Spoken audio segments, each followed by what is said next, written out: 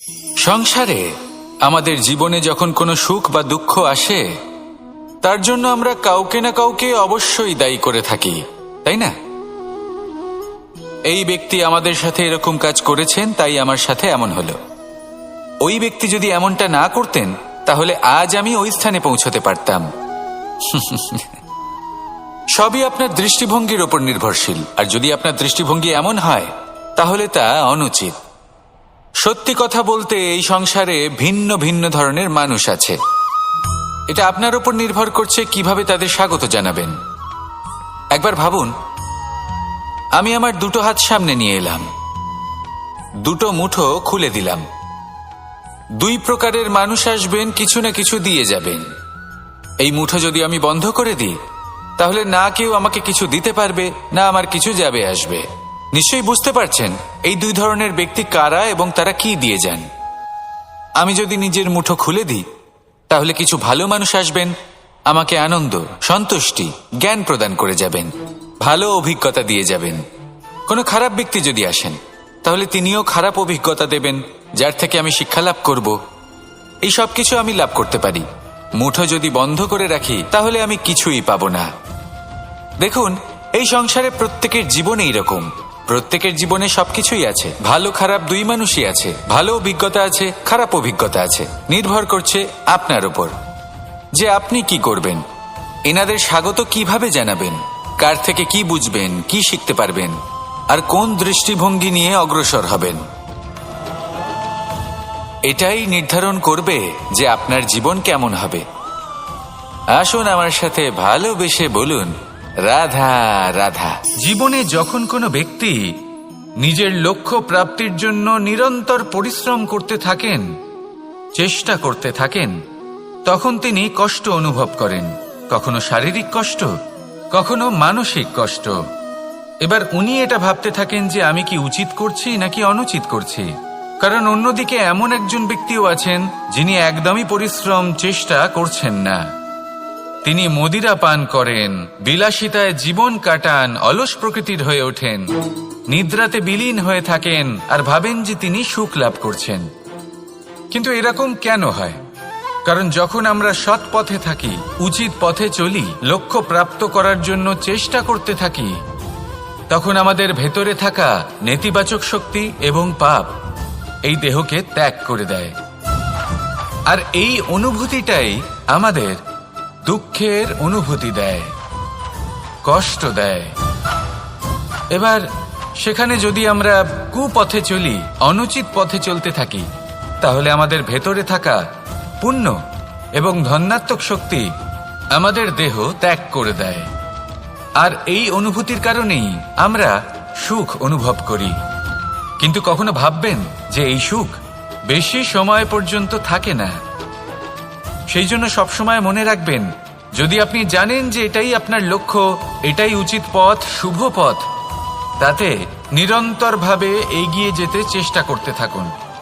এই কষ্ট আপনাকে সুখের পরাকাষ্ঠায় কখন পৌঁছে দেবে তা আপনি জানতেই পারবেন না। আসুন আমার সাথে ভালোবেসে বলুন, রাধা রাধা। প্রত্যেক মানুষ নিজের জীবনে হীরক তথা হীরে এবং দর্পণ এই দুই দেখেছেন। এই দুই হলো সাদা এবং এরা দুজনেই আলোর প্রতিফলন ঘটায় এবং এরা দুজনেই উজ্জ্বল হয়ে ওঠে। আপনি হয়তো মনে মনে ভাবছেন যে এটা কি ধরনের তুলনা করছি। একটা হীরে তো রত্ন, তার মূল্য দর্পণের থেকে অনেক গুণ বেশি। কিন্তু হীরে থাকাতে দর্পণের মূল্য কিন্তু কোনো অংশে কমে যায় না, তাই না? মানুষ যখন হীরে নিজের হাতে নেয়, তখন সবার আগে কি খোঁজে? দর্পণ, যাতে তার মধ্যে দিয়ে দেখে সে বুঝতে পারে যে সেই হীরে আদৌ তার শোভাবর্ধন করছে কিনা, তাকে ভালো দেখাচ্ছে কিনা, প্রসাধনের জন্য সেটা ব্যবহার করা ঠিক হবে কিনা। অর্থাৎ হীরের উপস্থিতিতে দর্পণের গুরুত্ব কম হলো না। দর্পণের কারণে হীরের মূল্য বোঝা গেল। আমাদের জীবনেও ঠিক এরকমই ঘটে। আপনারা যদি সংসারে নিজের আশেপাশে দেখেন, এমন অনেক মানুষ দেখতে পাবেন যারা নিজেদের ক্ষেত্রে মহান স্থানে পৌঁছেছেন, নিপুণ এবং শ্রেষ্ঠ হয়েছেন। আর তাদের মধ্যে আপনার নিজের মনে হয় যেন আপনি হলেন দর্পণ। নিজেকে ছোট মনে করবেন না। আপনার মূল্য কম হচ্ছে না, আপনার নিজস্ব মূল্য আছে। আর যদি আপনার অস্তিত্ব না থাকে তাহলে ওনাদের অস্তিত্বের মূল্য সংসার বুঝতেই পারবে না।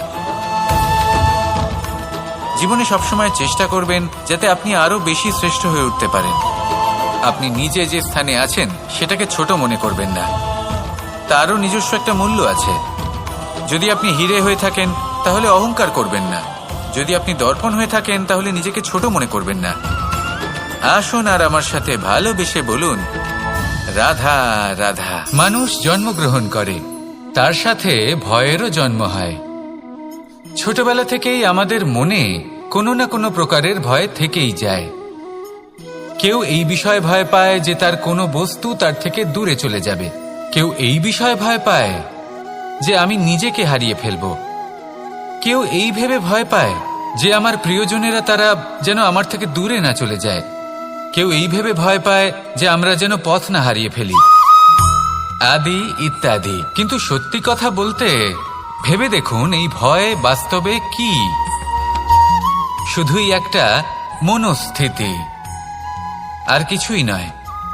যা কিছু আপনি জীবনে পেয়েছেন তা একদিন আপনাকে হারাতে হবে। এই জীবন হলো আপনারই, কিন্তু তাও একদিন সমাপ্ত হবে। তাই ভয় পেয়ে কি লাভ? এই ভয় শুধু আপনাকে জীবন যাপন করা থেকে বাধা দিচ্ছে, আর কিচ্ছু নয়। পথ হারিয়ে ফেললেই বুঝতে পারবেন যে নতুন পথ কিভাবে বানাতে হয়। কিছু মানুষকে জীবন থেকে হারালে তবেই আপনি বুঝবেন যে আপনার আপনজনকে। এই ভয়ের কারণে ভীত হয়ে থাকবেন না। এই তারা নক্ষত্র অন্ধকারের অভাবে গুরুত্ব হারায়। শিবকেও মহাদেব হওয়ার জন্য বিষপান করতে হয়েছিল। প্রত্যেক পরিস্থিতি, প্রত্যেক সাফল্য আপনার পরীক্ষা নেবে, তাতে উত্তীর্ণ হওয়া হলো আপনার কর্ম। যখনই আপনি ভয় পাবেন বা সংকটের সম্মুখীন হবেন, তখন সাহসের সাথে তার সম্মুখীন হন। মনে রাখবেন, যে সম্মুখীন হতে জানে সাফল্য তার সাথে সবসময় থাকে। আসুন আর আমার সাথে ভালোবেসে বলুন, রাধা রাধা। এই সংসারে সব থেকে বেশি কোমল বস্তু হলো রেশম। এই রেশম এতটাই কোমল হয় যে এর পুরো একটা থান শুধুমাত্র একটা হাতে ধরা সম্ভব। কখনো ভেবে দেখেছেন এই রেশম কিভাবে হয়? একটি কীট তার লালার দ্বারা উৎপন্ন হয়। এই কীট সেই রেশমকে পাক দিতে থাকে, পাক দিতেই থাকে, আর আস্তে আস্তে তার মধ্যেই জড়িয়ে পড়ে। শেষে ওর এই সুন্দর অমূল্য সৃষ্টি রেশমের এই সুতো, তার নির্মাণ কার্য পূর্ণ হয়। কিন্তু তাতেই ও নিজে বন্দী হয়ে যায়। নিজেরই মায়াজালের এই বন্দী গৃহে নিজেই ফেঁসে যায়। এবার এই সুতোকে ব্যবহারযোগ্য করে তোলার জন্য এই কীটগুলিকে এই কবচের সাথেই ফুটন্ত জলে ফেলে দেওয়া হয়। এই সংসারে যদি আমাদের স্বপ্ন এই সংসারের দুঃখ হরণ করার জন্য, এই সংসারে সুখ বিতরণ করার জন্য হয়, তবেই আমাদের প্রগতি সম্ভব। যদি আমাদের এই স্বপ্ন শুধুই আমাদের এবং আমাদের স্বার্থ সিদ্ধির জন্য হয়, তাহলে এই স্বপ্ন আমাদের অন্ধ করে দেবে, আমাদের অন্ধকারের পথে নিয়ে যাবে, আর আমরাও সেই কীটের মতো হয়ে যাব। নিজেদেরই মায়াজালে আমরা নিজেই ফেঁসে যাব, আর শেষে আমরা যদি কিছু লাভ করি তা হবে একাকিত্ব, অন্ধকারময় মৃত্যু। তাই স্বপ্ন অবশ্যই দেখুন, কিন্তু এমনভাবে স্বপ্ন দেখবেন না যে তার এই বন্দিগৃহে আপনি নিজেই ফেঁসে গেলেন। স্বপ্ন দেখুন পরোপকারের, পরমার্থের, সবাইকে উদ্ধারের, অন্ধকারের নয়। তবেই কল্যাণ হবে, আর তবেই এই হৃদয় প্রসন্ন হয়ে বলবে, রাধা রাধা। মানুষ যখন এই সংসারে প্রবেশ করে, অর্থাৎ জন্মগ্রহণ করে, তখন নিশ্চিন্তে থাকে, আনন্দে থাকে। কিন্তু যেইমাত্র তার মধ্যে বোধশক্তি আসে, তখন সে চিন্তা করতে শুরু করে। চিন্তা ভবিষ্যতের, সেই সমস্ত বিষয় নিয়ে চিন্তা করে যা ওর হাতে নেই। তারপর বড় হয়, বিবাহ সম্পন্ন হয়, গৃহস্থ জীবন যাপন করে, তারপর আবার চিন্তায় মগ্ন হয়ে যায়। ভাবে, এই যে আমার পরিবার, আমি কি ঠিকমতো তার খেয়াল রাখতে পারছি? কাল যখন আমি এই সংসার থেকে চলে যাব, তখন আমার এই পরিবারের দেখাশোনা কে করবে? শেষ পর্যন্ত এই পরিবার তো আমারই উত্তরদায়িত্ব। যাক, আপনাকে একটা প্রশ্ন করি। এই সংসারে আসার পূর্বে আপনি কি এই প্রশ্ন করেছিলেন, এটা ভেবেছিলেন যে আমাকে ছাড়া এই সংসার কিভাবে চলবে? করেননি, তাই তো? তাই আপনার এটা নিয়ে দুশ্চিন্তা করার প্রয়োজন নেই যে আপনি যখন এই সংসার ত্যাগ করে চলে যাবেন তখন কি হবে। আপনি যখন ছিলেন না তখনও এই সংসার চলছিল, আপনি যখন এই সংসার ত্যাগ করবেন তখনও এই সংসার চলতে থাকবে। যদি কোনো বিষয়ের প্রভাব থাকে তা হলো আপনার আজকের তথা বর্তমানের কর্ম, অর্থাৎ আজ আপনি কি করছেন, কার জন্য মঙ্গল করছেন, কাকে প্রেরণা দিচ্ছেন, কাকে সাহায্য করছেন, কোন উদাহরণ প্রস্তুত করছেন। আপনি এই সংসারে যে ছবি অঙ্কন করবেন সংসার সেটাই মনে রাখবে।